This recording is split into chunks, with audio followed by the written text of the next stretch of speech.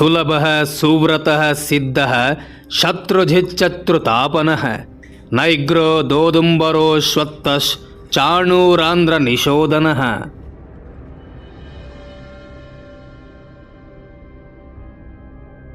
ನಮ್ಮನ್ನು ನಿಂದಿಸುವವರು, ಆಡಿಕೊಳ್ಳುವವರು, ಅಸೂಯೆ ಪಡುವವರು, ಅಸಹನೆಯಿಂದ ಕುದಿಯುವವರು ಮುಂತಾದ ಬಾಹ್ಯ ಶತ್ರುಗಳು ಇರುತ್ತಾರೆ.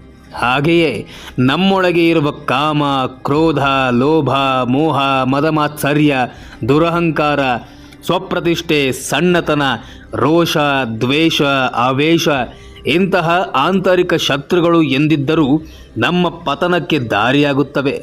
ಆದ್ದರಿಂದ ಆಂತರಿಕ ಹಾಗೂ ಬಾಹ್ಯ ಶತ್ರುಗಳ ಬಾಧೆಯಿಂದ ಮುಕ್ತರಾಗಿ ಪ್ರಶಾಂತ ಮನಸ್ಸಿನ ನೆಮ್ಮದಿ ಸಮಾಧಾನ ಪಡೆಯಲು ಈ ಶ್ಲೋಕವನ್ನು ಹೇಳಬೇಕು.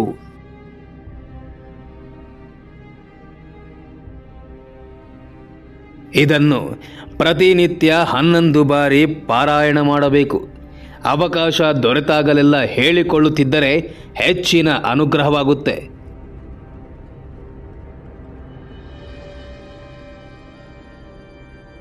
ನಾವು ಮಾಡುವ ಯಾವ ಪ್ರಯತ್ನಗಳು ಕೈಗೂಡದೆ ಹೋದಾಗ ಸರ್ವಸಿದ್ಧಿ ಮಂತ್ರವಾದ ವಿಷ್ಣು ಸಹಸ್ರನಾಮ ರಾಮಬಾಣದಂತೆ ಆ ಸಮಸ್ಯೆಗಳನ್ನು ನಿವಾರಿಸುತ್ತದೆ.